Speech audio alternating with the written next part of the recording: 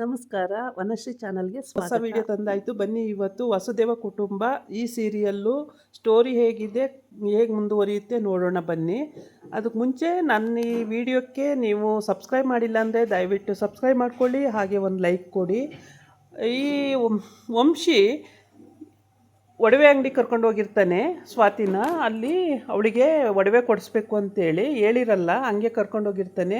ಯಾರಿಗೆ ಕೊಡಿಸ್ಬೇಕು ವಂಶಿ ಅವರೇ ನೀವು ಅಂತ ಕೇಳ್ತಾಳೆ. ಅದಕ್ಕೆ ಯಾರಿಗಾರಾಗಲಿ ಬಾ ಫಸ್ಟು ಅಂತೇಳಿ ಕರ್ಕೊಂಡು ಹೋಗಿರ್ತಾನೆ.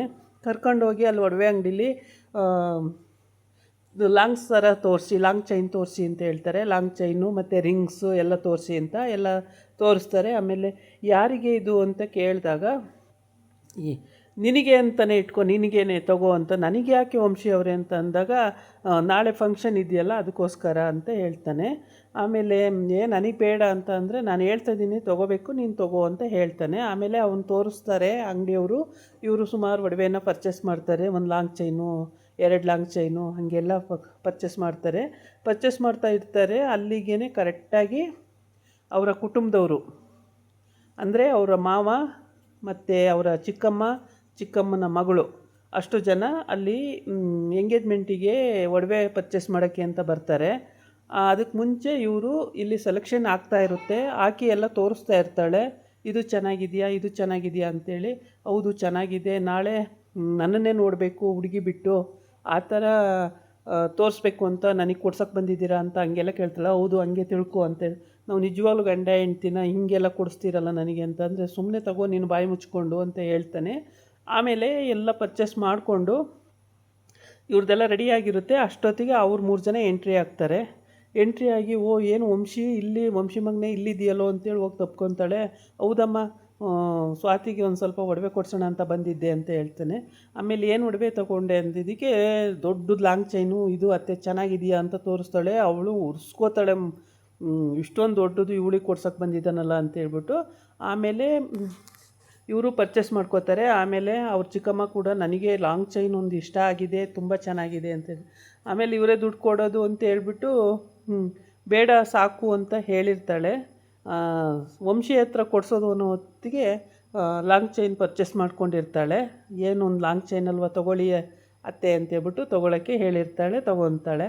ಇದು ಸ್ವಾತಿಗೆ ಇರಿಟೇಷನ್ ಆಗುತ್ತೆ, ಅವಳು ಕೊಡಿಸ್ಬಾರ್ದು ಅಂತ ಇರ್ತಾಳಲ್ವ, ಹಾಗಾಗಿ. ಆಮೇಲೆ ಬಿಲ್ಲೆಲ್ಲ ಆಗುತ್ತೆ. ಬಿಲ್ ಕೊಡೋ ಟೈಮಿಗೆ ಕರೆಕ್ಟಾಗಿ ಬಿಲ್ ಹಾಕ್ಬಿಡಿ ಇದಕ್ಕೆ ಅಂತೇಳಿ ವಂಶಿನೂ ಸ್ವಾತಿನೂ ಅಲ್ಲಿ ಹೋಗಿ ನಿಂತ್ಕೋತಾರೆ. ಅಷ್ಟೊತ್ತಿಗೆ ಇವ್ರು 3 ಜನನೂ ವಂಶಿ ಹತ್ರನೇ ಬಿಲ್ ಹಾಕ್ಸೋಣ ಅಂತ ಅಲ್ಲಿಗೆ ಬರ್ತಾರೆ. ಆದರೆ ಇವಳು ಕಿಲಾಡಿ ಸ್ವಾತಿ ಬಿಲ್ ಹಾಕಕ್ಕೆ ಬಿಡಲ್ಲ. ಅಯ್ಯೋ, ಅವರು ಬೇಜಾರು ಮಾಡ್ಕೋತಾರೆ, ಮಗಳು ಮದುವೆ ಅಲ್ವಾ, ಇರೋಳು ಒಬ್ಬಳೇ ಮಗಳು, ಇನ್ನೊಬ್ರ ಹತ್ರ ಕೊಡ್ಸೋಕೆ ಅವ್ರಿಗೆ ಇಷ್ಟ ಆಗಲ್ಲ, ಅವರೇ ಕೊಡಬೇಕು ಬಿಲ್ಲು ಅಂತ ಹೇಳ್ತಾಳೆ. ಆಮೇಲೆ ಹೌದೌದು ಹಂಗೇನಿಲ್ಲಮ್ಮ, ಹಂಗೆ ಬೇಜಾರು ಮಾಡ್ಕೊಳ್ಳಲ್ಲ, ಯಾರು ಕೊಟ್ಟರು ಆಗುತ್ತೆ, ನಮ್ಮ ವಂಶಿ ಕೊಟ್ಟೇ ಬಿಡ್ತಾನೆ ಅಂತ ಅವ್ರ ಚಿಕ್ಕಮ್ಮ ಹೇಳ್ತಾಳೆ. ಆದರೂ ಆಯಿತು ಬಿಡು ಅಮ್ಮ ಕೊಡೋಣಂತೆ ಅಂತ ವಂಶಿ ಹೇಳ್ತಾನೆ. ಆದರೆ ಇವಳು ಸ್ವಾತಿ ಸುಮ್ಮನಿರಲ್ಲ. ಅಯ್ಯೋ ಅದು ಸರಿಯಾಗಲ್ಲ, ಹಂಗೆಲ್ಲ ಒಪ್ಪೋದೇ ಇಲ್ಲ, ಅವ್ರ ಮನಸ್ಸು ಒಪ್ಪಬೇಕಲ್ಲ, ಅವ್ರ ಮಗಳು ಮದುವೆ ಅಂದರೆ ಅವ್ರು ಕೊಡಿಸ್ಬೇಕು, ಹೆಣ್ಣಿನ ಮನೆಯವರೇ ಕೊಡಿಸ್ಬೇಕಾಗಿರೋದು, ನಾವು ಗಂಡಿನ ಮನೆಯವರು ನಾವು ಕೊಡಿಸೋಂಗಿಲ್ಲ, ಹೆಣ್ಣಿನ ಮನೆಯವರೇ ಇದನ್ನೆಲ್ಲ ಕೊಡಿಸ್ಬೇಕು ಅಂತ. ಆಯಿತು ಬಿಡಿ, ಈಗ ಅದಕ್ಕೆ ಯಾಕೆ, ನಾನೇ ಕೊಡ್ತೀನಿ ಅಂತೇಳಿ ಇವನು ಮುಂದೆ ಬರ್ತಾನೆ. ಮಾವ ಮುಂದೆ ಬಂದು ಇವ್ರ ಬಿಲ್ ಅವ್ರ ಬಿಲ್ ಅವರು ಸಪ್ರೇಟ್ ಆಗುತ್ತೆ, ಕೊಟ್ಟು ವಾಪಸ್ ಬರ್ತಾರೆ. ಇಲ್ಲೂ ಕಲ್ಲಾಕ್ಬಿಟ್ಲಲ್ಲ ಇವಳು ಅಂತೇಳಿ ಉರ್ಕೋತಾ ಇರ್ತಾನೆ. ಅವನು ಉರ್ಕೋತಾನೆ, ಅವರ ಚಿಕ್ಕಮ್ಮನೂ ಉರ್ಕೋತಾಳೆ, ಎಲ್ಲರೂ ಉರ್ಕೋತಾರೆ, ಮತ್ತು ಆ ಹುಡುಗಿ ಕೂಡ ಉರ್ಕೋತಾ ಇರ್ತಾಳೆ. ಇಲ್ಲಿ ನಿಲ್ಲಿಸ್ಕೊಂಡು, ಏನು ಮನೆ ಸೊಸೆ ನನಗೆ ದೊಡ್ಡ ಒಡವೆ ತೊಗೊಬಿಟ್ಟಿದೀಯಾ, ಇಷ್ಟೊಂದು ದೊಡ್ಡ ಹಾರ ತಗೊಳ್ಳೋಕ್ಕೆ ಅಂತ. ಆಯಿತು ನಾನು ತೊಗೊಂಡಿದ್ದೀನಿ, ನೀನೇನು ಮಾಡ್ತೀಯ ನೋಡು, ನಿನ್ನ ನಡೆಯುತ್ತೋ ನನ್ನ ನಡೆಯುತ್ತೋ ನೋಡೋಣ ಅಂಥೇಳಿ ಈ ಥರ ಹೇಳ್ತಾಳೆ. ಆಯಿತು ಇದೊಂದು ಸಲ ತಗೊಂಡಿದ್ದೀಯ, ಮುಂದೆ ತಗೊಳ್ಳೋದು ನಾನು ನೋಡ್ತೀನಿ, ನನ್ನ ಮಗಳು ಆ ಮನೆ ಸೊಸೆಯಾಗಿ ಬರಲಿ, ಆಮೇಲೆ ನಿನಗಿದೆ ಅಂತ ಹೇಳ್ತಾನೆ. ಆಯಿತು ನೋಡ್ಕೊಳ್ಳೋಣ ಹೋಗು ಅಂತ ಹೇಳ್ತಾಳೆ. ಆಮೇಲೆ ಹೋಗ್ತಾರೆ. ಆಮೇಲೆ ಇವರಿಬ್ಬರು ಮುಖಾಮುಖಿ ಆದಮೇಲೆ ಇನ್ನು ನೆಕ್ಸ್ಟು ಮಗಳು ಬರ್ತಾಳೆ. ಮಗಳೂ ಸ್ವಾತಿನೂ ಮುಖಾಮುಖಿ ಆಗ್ತಾರೆ.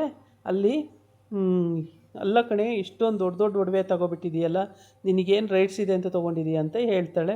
ಅದಕ್ಕೆ ನನಗೆ ರೈಟ್ಸ್ ಇಲ್ಲ, ಹೌದು ನಾನು ದೊಡ್ಡ ಸೊಸೆ ಆಗಿ ಬಂದಿದ್ದೀನಿ, ನಾನು ತೊಗೊಂಡಿದ್ದೀನಿ, ನೀನು ಈ ಮನೆಗೆ ಸೊಸೆ ಹಾಕಿ ಬರೋಕ್ಕೆ ಸಾಧ್ಯನೇ ಇಲ್ಲ, ನಾಳೆ ಎಂಗೇಜ್ಮೆಂಟ್ ನಡೆಯೋದೇ ಇಲ್ಲ, ಅದು ಹೆಂಗೆ ನಡೆಯುತ್ತೆ ನಾನು ನೋಡೇ ಬಿಡ್ತೀನಿ ಅಂತ ಹೇಳ್ತಾಳೆ.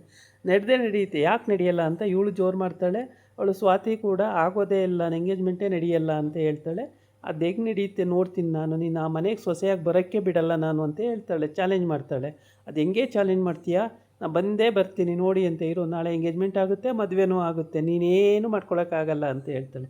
ಅದು ಹೆಂಗಾಗುತ್ತೆ ನೋಡೇ ಬಿಡ್ತೀನಿ, ಬಾ ನೀನು, ನಾಳೆ ಎಂಗೇಜ್ಮೆಂಟೇ ಆಗಲ್ಲ ಅಂದಮೇಲೆ ಮತ್ತೆ ಇನ್ನೇನಾಗುತ್ತೆ ಅಂತ. ಇವಳಿಗೆ ಗಾಬರಿ ಆಗೋಗುತ್ತೆ, ಎಂಗೇಜ್ಮೆಂಟೇ ಆಗಲ್ಲ ಅಂತ ಇವಳು ಹೇಳ್ತಾಳಲ್ಲ ಅಂತ ಹೇಳ್ಬಿಟ್ಟು.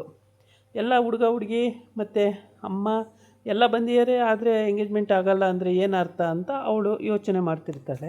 ಇವ್ರು 4 ಜನ ಬಂದು ಎಲ್ಲ ಪರ್ಚೇಸ್ ಮಾಡ್ತಾರೆ. ಆಮೇಲೆ ಆಯಿತು, ಇವಳದು ಸ್ವಾತಿದು ಆಯಿತು ಎಲ್ಲ ಪರ್ಚೇಸಿಂಗು, ನಾಳೆ ಚಾಲೆಂಜ್ ಹಾಕಿದ್ದು ಆಯಿತು, ನಾಳೆ ಎಂಗೇಜ್ಮೆಂಟ್ ಆಗಲ್ಲ ಅಂತ. ಇವಳೇ ನಾಳೆಗೆ ರೆಡಿಯಾಗಿ ಮದುವಣಗೀತಿ ಥರ ರೆಡಿಯಾಗಿರ್ತಾಳೆ ಸ್ವಾತಿ. ಅದನ್ನು ನೋಡಿ ಅವರ ವಂಶಿ ಚಿಕ್ಕಮ್ಮಂಗೆ ಹೊಟ್ಟೆಲಿ ಉರಿ, ಅಯ್ಯೋ ಎಷ್ಟೊಂದು ಒಡವೆಗಳೆಲ್ಲ ಹಾಕ್ಕೊಂಡು ಹಿಂಗೆ ಮಿಂಚುತ್ತಾ ಇದ್ದಾಳಲ್ಲ, ಎಷ್ಟೊಂದು ಕೊಡಿಸಿದ್ದಾನೆ ವಂಶಿ ಅಂತೇಳಿ ಅವಳಿಗೆ ಹೊಟ್ಟೆ ಉರಿತಾ ಇರುತ್ತೆ. ಆದರೆ ತಲೆ ಕೆಡ್ಸ್ಕೊಳಕ್ಕೆ ಹೋಗಲ್ಲ. ಇವಳು ಬೇಕು ಅಂತಲೇ ಅಷ್ಟೊಂದು ಒಡವೆಗಳೆಲ್ಲ ಹಾಕ್ಕೊಂಡು, ಮನೇಲಿರೋ ಬರೋ ಒಡವೆನೆಲ್ಲ ಹಾಕ್ಕೊಂಡು, ಲೆಹಂಗ ಹಾಕ್ಕೊಂಡು ಸಖತ್ ಮಿಂಚಿಂಗಲ್ಲಿರ್ತಾಳೆ. ಈ ಕಡೆ ಬಂದು ಇವಳಿಗೆ ಏನೇ ಆಭರಣ ಹಾಕ್ಕೊಡಿದ್ರೂ ಇವಳು ಚೆನ್ನಾಗಿ ಕಾಣಲ್ಲ. ಯಾಕೆ ಅಂದರೆ ಇವಳು ಅಷ್ಟಕ್ಕಷ್ಟೇ ಇದ್ದಾಳೆ, ಅದರಿಂದ ಇವಳು ಅಷ್ಟು ಚೆನ್ನಾಗಿ ಕಾಣಲ್ಲ. ಆದರೂ ಕೂಡ ಎಂಗೇಜ್ಮೆಂಟ್ ನಡೆಯಲ್ಲ ಅಂತ ಸ್ವಾತಿ ಖಡಾಖಂಡಿತವಾಗಿ ಹೇಳಿರೋದ್ರಿಂದ ಏನು ಕಾರಣ ಅಂತ ಗೊತ್ತಿಲ್ಲ, ಎಂಗೇಜ್ಮೆಂಟ್ ನಡೆಯೋದೇ ಇಲ್ಲ ಅಂತ ಹೇಳೋಳೆ. ಈ ವಸುದೇವ ಕುಟುಂಬದಲ್ಲಿ ಅವರ ಅಜ್ಜಿ ತಾತಗೆ, ಅಂದರೆ ವಂಶಿ ಅಜ್ಜಿ ತಾತಗೆ ತುಂಬ ಇಷ್ಟ ಇವಳನ್ನ ಸೊಸೆ ಮಾಡ್ಕೋಬೇಕು ಅಂತ, ಮೊಮ್ಮಗಳನ್ನ ಸೊಸೆ ಮಾಡ್ಕೋಬೇಕು ಅಂತ ತುಂಬ ಇಷ್ಟ ಇದೆ. ಆದರೆ ಸ್ವಾತಿಗೆ ಬಿಲ್ಕುಲ್ ಇಷ್ಟ ಇಲ್ಲ. ಅಪ್ಪನ ಬುದ್ಧಿನೇ ಇವಳಿಗೂ ಇದೆ, ಇವ್ರ ಮನೆ ಉಳಿಸಲ್ಲ ಅಂತೇಳಿ. ಆಮೇಲೆ ಈ ಕಡೆ ಬಂದು ಅವರಿಬ್ಬರಿಗೂ ಮುಖಾಮುಖಿ ಮಾತುಕತೆ ಆಗಿರುತ್ತೆ. ಆಮೇಲೆ ಅದು ಹೆಂಗೆ ನಿನ್ನ ಮಗಳನ್ನ ನಮ್ಮ ಮನೆಗೆ ಕೊಡ್ತೀಯಾ, ಕೊಡು ಅಂತ, ನೀನೇ ನಮ್ಮ ಮನೆ ಸೊಸೆನಾ ಅಂತ ಕೇಳ್ತಾನೆ. ಹೌದು ಸೊಸೆನೇ ನಾನು ಅಂತ ಹೇಳ್ತಾಳೆ. ಇಷ್ಟೆಲ್ಲ ನಡೀತಾ ಇರುತ್ತೆ.